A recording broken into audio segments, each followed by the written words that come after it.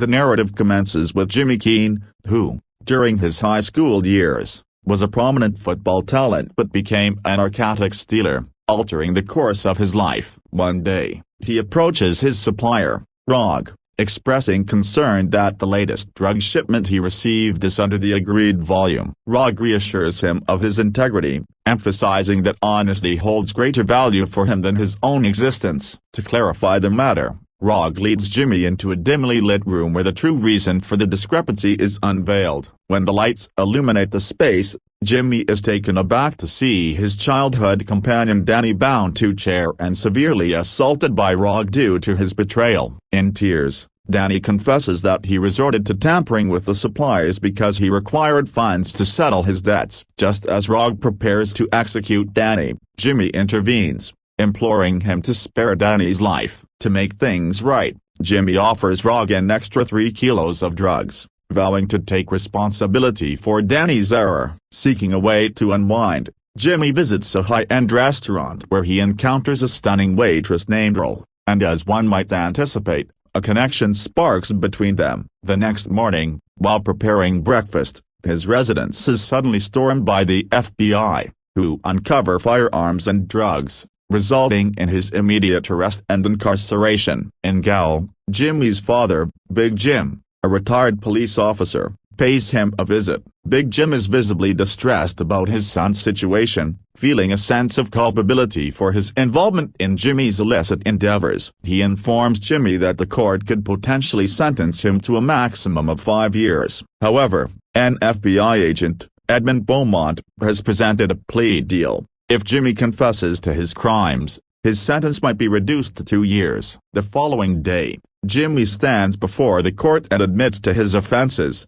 anticipating the promised leniency. Instead, to his shock, the judge unexpectedly extends his sentence to 10 years. Stunned and troubled by this unforeseen outcome, Jimmy shoots an angry glance at Edmund Beaumont, questioning the betrayal. But before he can respond further, security personnel intervene and escort him away, facing a minimum term of 120 months. Currently, Jimmy has been in a minimum security prison in Michigan for over 7 months. During this time, he has leveraged his charm and social acumen to forge a solid reputation, gaining the respect and admiration of nearly all inmates. Impressed by Jimmy's exceptional interpersonal skills, FBI agent Lauren Kaw arranges a meeting to discuss a potential deal. Upon noticing Edmund seated with her, Jimmy cannot help but wonder if he is about to be presented with yet another deceptive offer, prompting Lauren to quickly reassure him and encourage calmness. To listen attentively, she clarifies that he has a singular opportunity to leverage his engaging personality for his benefit. She continues to say that if Jimmy can connect with Larry Hall, a serial killer and child predator confined in Springfield Maximum Security Prison, and uncover the locations of the burial sites where Larry concealed his young victims, his sentence would be nullified. Jimmy wonders why the FBI seeks his assistance for this assignment. Lauren elaborates that Larry Hall behaves like a masterful manipulator who often confesses his crimes in front of the police, only to later assert his innocence through legal appeals, leading to his release. Authorities perceive him as more of an attention-seeking serial confessor than a real menace. However, Lauren emphasizes that this situation is unique. They require someone who can get close to Larry and extract vital information from him, as he is adept at concealing evidence and covering his tracks. Jimmy shares his concerns about the menacing criminals in Springfield, questioning the rationale behind sending him into such a perilous environment. In reply, Lauren underscores the urgency, cautioning that if action isn't taken, Larry Hall might escape and continue preying on innocent girls. She then provides Jimmy with details regarding Larry Hall before leaving him to contemplate the offer. That night, hindered by sleeplessness from his restless mind and overanalyzing, Jimmy starts to sift through Larry Hall's files. He immerses himself in the intricate details of Larry's case in an attempt to decode the complicated puzzle of his existence. As he investigates the documents, he probes into Larry's family background, seeking any insights that might illuminate his motivations and actions. The next day, Jimmy informs his father about the new arrangement with the FBI, which involves him going undercover in Springfield to discover secrets about the serial killer, promising to erase his entire sentence in return. However, he warns Jimmy about the threats present in Springfield, emphasizing the unpredictable nature of undercover operations. He expresses concerns that if Jimmy encounters further trouble, the repercussions might be dire, potentially elongating his sentence instead of shortening it. The following day, Jimmy's stepmother, Sammy Keene, comes to visit him, her expression filled with worry. She shares the devastating news that Big Jim suffered a brain stroke the previous night and is now hospitalized, battling for his life. The stroke was induced by the stress stemming from Jimmy's predicament, as Big Jim feels accountable for the circumstances. With a trembling voice, Sammy implores Jimmy to seriously consider accepting the FBI's offer, emphasizing that his father may not have much time remaining. Her words resonate deeply with Jimmy, igniting a fierce resolve within him to go to Springfield, not only to assist in solving the case but also to make his father proud. The scene transitions to September 10, 1993. Years prior to the start of Larry Hall's criminal activities, FBI agent Brian Miller arrives to investigate the murder of a 15-year-old girl named Jessica Roach. At the crime scene,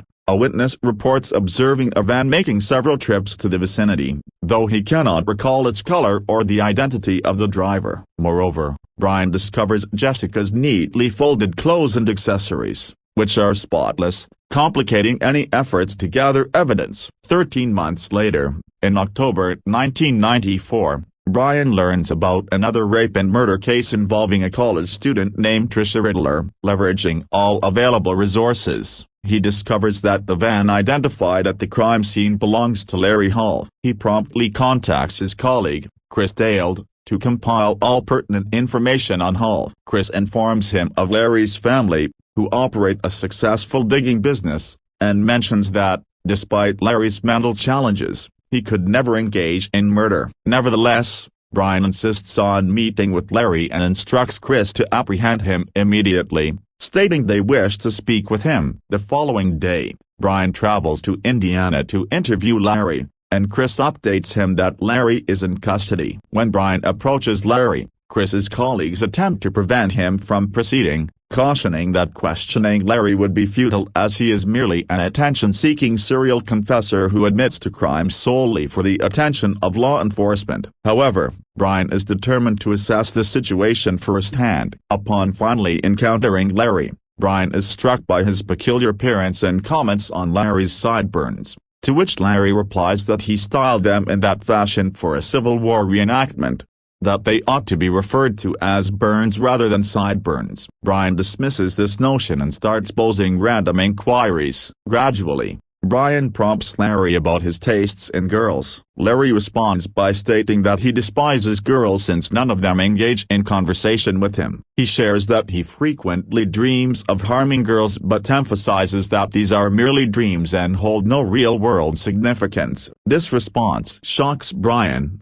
who then places a photograph of Jessica Roach in front of Larry, asking if he recognizes her. As Larry sees the image, he begins to shake and tells Brian to remove it. Moments later, he starts to convulse, leading the investigators to release him. Observing this only heightens Brian's suspicions regarding Larry. Next, Brian meets with Lauren and Edmund Beaumont, presenting the entire case against Larry. They opt to summon Larry to the FBI Central Facility in Illinois for further scrutiny. During the meeting, the FBI agent tries to delve into his mentality by inquiring why he has a particular attraction to young girls. Larry replies that he finds them difficult to resist due to their often sweet and approachable nature. The agent follows up by questioning Larry about his homicidal dreams and whether these prevent him from sleeping soundly at night. Larry confesses that he experiences the same nightmares nightly, which hampers his sleep quality. The agent then shows Larry a picture of Jess Roach,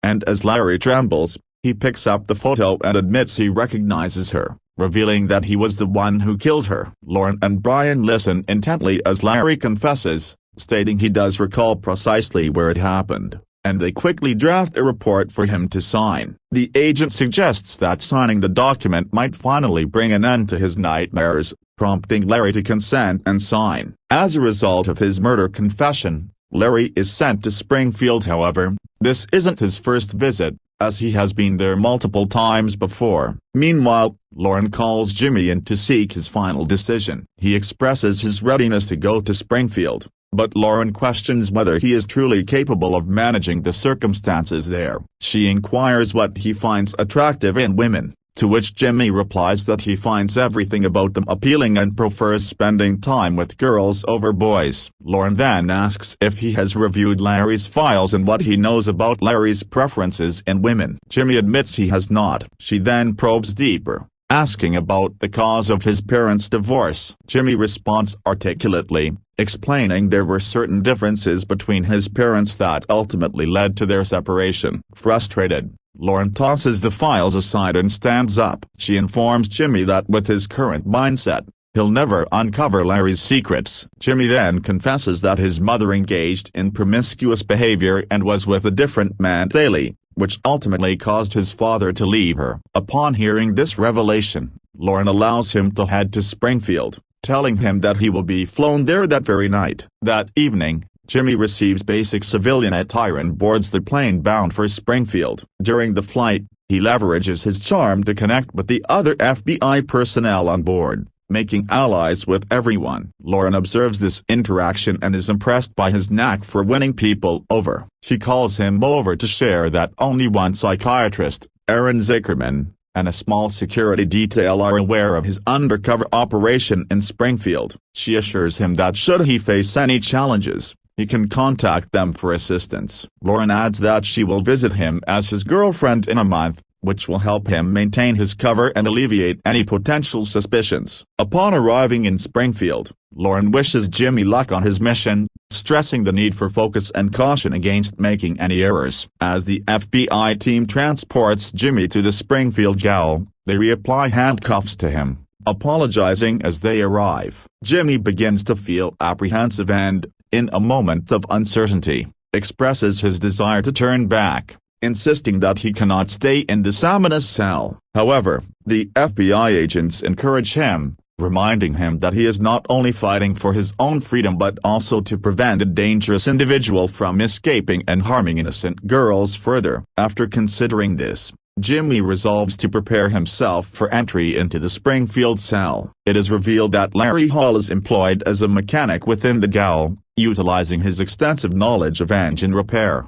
which the guards frequently rely on for fixing broken equipment. Over the next few days, Jimmy keenly observes Larry's behavior, noticing that Larry often isolates himself and seldom engages in conversation with others. Despite Jimmy's efforts to initiate dialogue, Larry consistently rebuffs him, choosing silence instead. Their cells are situated adjacent to one another, allowing Jimmy to study Larry's actions more intently. Meanwhile, Lauren and Brian commence their investigation at Larry Hall's residence. Upon entering, they encounter Gary Hall, Larry's twin brother, who appears skeptical and somewhat defensive. He conveys to Brian his doubts about the significance of their search and asserts that he firmly believes his brother is not a murderer, claiming Larry will be released from jail soon, just as he has been previously. However, Brian calmly responds, "Only time will unveil the reality regarding Larry's actions after your sibling admitted to 2 homicides." Lauren scrutinizes Larry's fan meticulously and reveals a troubling discovery to Brian. She indicates that a bottle filled with contraceptive pills was found alongside cleaning materials such as alcohol and formaldehyde. This alarming discovery raises serious concerns for both Lauren and Brian, implying that these items could have been employed to eliminate evidence of potential offenses. A few days later, Larry's attorney files a motion for a new court hearing, shocking Brian and Lauren when the judge grants Larry's request. The potential now arises that Larry could be deemed innocent and freed during the forthcoming hearing, creating significant anxiety for both Brian and Lauren as they recognize the increasing stakes. That evening, Lauren contacts Brian in an attempt to calm his fears, assuring him that there is no reason for anxiety since an undercover officer has been designated to gather intel on Larry and unveil his secrets. Despite her attempts at reassurance, Brian remains profoundly distressed. "How are you feeling about today?" "Good," he replies, believing that this method may not yield any genuine outcomes. Frustrated, he abruptly terminates the call, at a loss for his next steps. Following the call, Brian turns his attention to his daughter, who is silently playing in the room's corner. As he observes her, a wave of worry overwhelms him. He becomes absorbed in contemplation, pondering if he can safeguard her from the societal monsters. The next day, Lauren convenes with Brian and imparts comprehensive details concerning Jimmy's mission. She explains that Jimmy was apprehended in a drug-related case, yet his charismatic nature enables him to quickly connect with others. Lauren stresses that the strait makes him a significant asset, as he could potentially extract vital secrets from Larry that traditional investigative techniques might not uncover. Brian consents to the plan, albeit feeling mentally weary. He cynically labels Larry Hall a master performer, commenting on his capability to commit crimes, confess, and subsequently evade accountability. In response, Lauren provides Brian with additional files on Larry, pressing him to. He is informed that deeper investigation into the case is essential. Meanwhile, in Springfield, Jimmy encounters Dr. Zuckerman, who informs him that he can be contacted for anything, but discretion is critical. The doctor emphasizes that Jimmy should limit his visits to once a week to avoid drawing attention to their covert work. Dr. Zuckerman prescribes antidepressants, but Jimmy firmly states that he does not require them and feels completely fine. However, the doctor warns that his mental condition might shift in a few months, and it would be wise to start the medication now. Reluctantly, Jimmy consents, then requests Sue's contact number for emergencies. Dr. Zuckerman provides his landline and advises Jimmy to reach out only when truly necessary. At the dining table, Jimmy spots Larry eating alone, with others keeping their distance. Deciding to approach him, Jimmy attempts to connect. Later, while retrieving his medications from the pharmacy, he again greets Larry, but there's no response. As he returns to his cell, Jimmy calls to Larry, questioning his silence and expressing a desire to talk since they are neighbors. However, Larry continues to disregard him, which intensifies Jimmy's determination to reach Larry. The following day, Larry is seen in the common room watching a show when a tough inmate abruptly changes the channel. Recognizing a chance to earn Larry's trust, Jimmy stands up and switches the channel back, restoring it for Larry. This action incites the tough inmate, who responds with threats. In a moment of retaliation, Jimmy launches into a series of punches, leaving the inmate bloodied. Soon, security guards intervene, apprehending Jimmy and placing him in solitary confinement as punishment. After spending a night in solitary, Jimmy is brought back to his cell, where Larry approaches him and inquires about his brawl with the tough inmate. Jimmy explains that the inmate was creating chaos and that he couldn't overlook such behavior, noting that it's only natural to defend one another since they are neighbors. Larry is taken aback by Jimmy's answer and chooses to properly introduce himself. They begin to talk more candidly, starting to form a fragile connection. Sensing a chance to foster trust with Larry, Jimmy hopes this relationship will eventually help him uncover more about Larry's secrets. After a while, a security guard informs Jimmy that there is someone waiting to see him. Confused, as family visit days are not scheduled for that day, he heads to the visitation area only to find his father, Big Jim, waiting anxiously. Big Jim conveys his concern. He expressed concern for Jimmy over the past several days and hurried over as soon as he learned that Jimmy was in Springfield. Jimmy, confused, inquired how Big Jim managed to visit him without a prior appointment. Big Jim clarified to Jimmy that he informed the guards he was a former police officer, which granted him access. Upon hearing this, Jimmy grew increasingly anxious. Understanding the dangers involved, he cautioned Big Jim that he was undercover, and if anyone discovered his father's history, it could jeopardize his safety. Big Jim felt a surge of embarrassment upon realizing this and acknowledged the significant error he'd made. He noted that the stroke had severely impaired his clarity of thought and felt accountable for Jimmy's circumstances, leading to a wave of despondency. Nonetheless, Jimmy comforted him, asserting that he needn't feel guilty, emphasizing that he viewed him as a powerful role model. He pointed out that he was alive today solely because of him. Just as their time together was coming to an end, Jimmy requested the guard, Carter, to keep his father's status as a former cop confidential. Carter assured him that he would keep it to himself. Subsequently, Jimmy approached Larry's cell and observed photographs on the walls depicting Larry at a Civil War reenactment with his twin brother, Gary. When Jimmy inquired about Gary, Larry explained that he was his identical twin, sharing that due to a condition called twin transfusion syndrome, Gary had absorbed all the nutrients in the womb, leading to his strength, intelligence, and good looks, while Larry felt like a larger, less fit individual. In response, Jimmy complimented Larry, calling him cute and encouraging him to recognize his own worth. When Larry questioned why Jimmy was being so kind, he showcased his mechanic workshop, where he repaired the jail's equipment. When asked how he acquired such skills, Larry mentioned that he used to work on his van regularly, which developed his mechanical expertise. Gradually, Jimmy directed the conversation towards women, asking Larry about his preferences in girls. Larry lamented that no girl had ever treated him kindly, but he soon revealed a darker side and posed inappropriate questions to Jimmy. Jimmy hesitated, responding that such occurrences were common, but Larry insisted that no woman showed interest in him. Taken aback,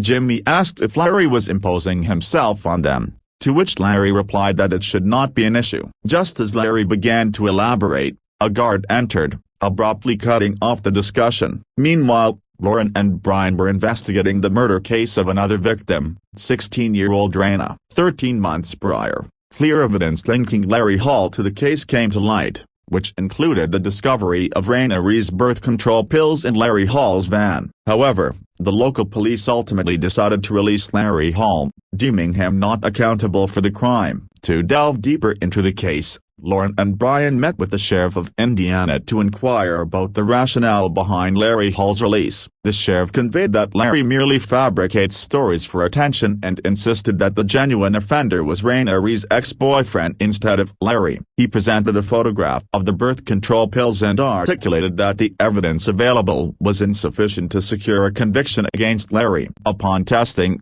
Raina's blood revealed no traces of the birth control medication, only other substances. Due to this lack of conclusive evidence, they had no option but to let Larry go, adding that spending government resources on Larry's situation was unwarranted. Disheartened, Brian and Lauren found solace at a local bar, attempting to drown their frustrations in alcohol. Brian erupted with fury, labeling Larry as a detestable, manipulative psychopath, one who confesses to murders and then manages to exonerate himself. It is a grotesque blend of naivety and cunning. Amid despair, Lauren tried to remain optimistic, suggesting that their last hope rested on Jimmy, who might unveil the actual secrets from within prison. Inside the facility, Jimmy came across Carter, who threatened him, stating that if he did not fork over $110,000, he would reveal Jimmy's undercover status to everyone in the prison, ruining his plans. Jimmy was taken aback and questioned how he was expected to secure such funds while incarcerated. Carter indifferently replied that it was not his concern. Subsequently,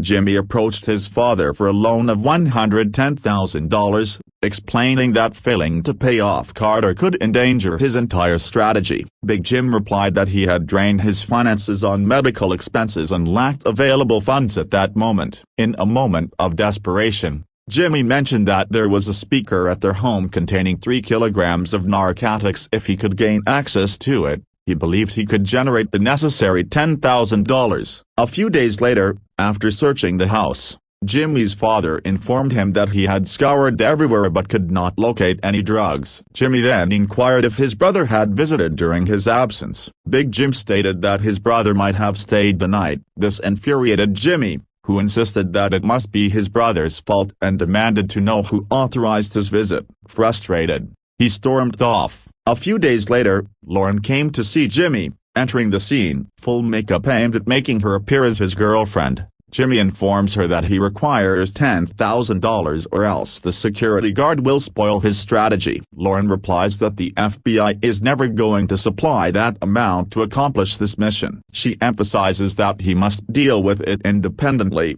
and if it proves too challenging, they can simply terminate the mission and return him to his previous low-security prison. Lauren seems quite disheartened as it dawns on her that she has yet to collect any evidence against Larry. Doubts begin to surface, and she contemplates the possibility that Larry might indeed be innocent. Nevertheless, Jimmy asserts firmly that there is no chance Larry is innocent, and he is committed to demonstrating it. He insists that this mission transcends his own freedom. It concerns the innocent girls that the merciless Larry has cruelly murdered. He requests additional time to delve deeper into the case. Jimmy discreetly enters Larry's cell while Larry is away. As he surveys the area, he spots numerous adult magazines strewn about. Intrigued, he flips through them and is appalled to find that Larry has sketched grotesque and horrifying illustrations of girls, showcasing strangulation and murder with various tools along with sadistic acts and rituals. He scrutinizes the drawings carefully,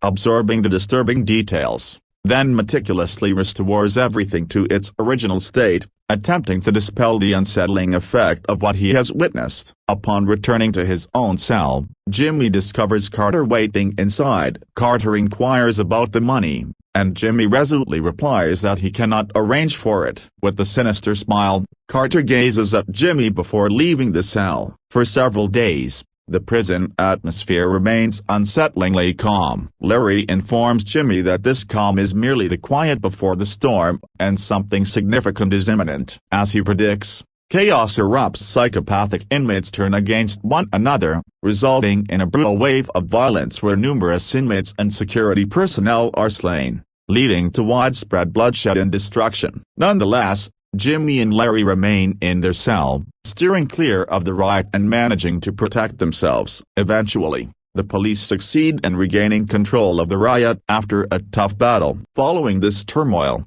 Larry is assigned the role of cleaning supervisor. Owing to his cleaning prowess, he exuberantly instructs the other inmates on effective cleaning techniques, immersing himself in the task with remarkable enthusiasm. Observing this, Jimmy realizes that Larry's exceptional cleaning abilities could very well have allowed him to successfully erase any incriminating evidence against him. While engaged in cleaning, Jimmy probes Larry about his childhood. Larry discloses that he has been digging graves since he was a child and has excavated more than 100 graves to date. Jimmy, taken aback, asks if he was not afraid as a child to be alone at night with a corpse in a grave. Larry casually responds that there is no need for fear. Fearing a piece of meat perplexes Jimmy, who asserts that a human is far more than mere flesh. They possess a soul. Conversely, Larry continues his debate by questioning the practice of interring expensive watches and rings alongside the deceased, as such items serve no purpose for those who have passed but could be beneficial to the living. He reflects on a childhood incident where his father took him to excavate a grave at night. For hours, Larry toiled with his small hands until he finally uncovered the corpse, discovering valuable belongings of the affluent deceased. One by one, he extracted rings and other treasures, handing them to his father. However, one particularly valuable ring was stuck on the corpse's finger and refused to come off. Larry's father then gave him a tool and instructed him to amputate the finger to obtain the ring. Larry complied, severing the finger and successfully retrieving the ring, surprisingly feeling no remorse for his deed even as a child. This absence of empathy likely indicates why his father selected Larry for the task instead of his usual brother, Gary. Larry shifts the focus to Jimmy's childhood, prompting Jimmy to share that he felt profoundly lonely growing up, with his father, Big Jim, being his only companion. Their bond changed when his mother opened a bar and began dating various men, which caused a rift between his parents, leading to greater isolation for Jimmy. This estrangement culminated in his parents' divorce, intensifying his loneliness. He shares that his mother's new boyfriend was cruel and abusive. One day, when this man attacked Jimmy's mother, he attempted to intervene but was met with a violent response, resulting in fractured ribs. Jimmy recalls sitting in another room in agony while he heard his mother with that man. Larry points out that Jimmy's pain stemmed not just from his physical injuries but from the painful realization that despite his efforts to protect her, his mother loved that man more than him. This sharp contrast deepens Jimmy's sense of betrayal and isolation. Jimmy concedes with Larry's insight but feels discomfort when Larry poses a disturbing question: if given the chance, would he consider killing his mother? The question lingers, leaving Jimmy speechless. He recognizes that Larry's mindset aligns more closely with that of a serial killer, revealing unsettling layers to Larry's character that send a shiver down his spine. A few days later, Jimmy observes that the other inmates are casting him furtive glances, and it strikes him that Carter has shared his status as an undercover agent, and this realization weighs heavily on him. Upon visiting the psychiatrist's office, he learns that Dr. Zuckerman is away on vacation and has been substituted by a new psychiatrist, Dr. Hackett. Jimmy attempts to subtly gauge her awareness of his covert operation through code words, but Dr. Hackett fails to understand his intentions. This exchange reinforces Jimmy's fears. He is entirely isolated in his mission, devoid of any support or comprehension from those in the facility. The burden of solitude intensifies his sense of urgency and desperation as he contends with the fallout of Carter's betrayal. A few days later, Jimmy forms a bond with Chandy, the most powerful inmate in the prison. Chandy respects Jimmy's demeanor and assures him that his crew will provide protection,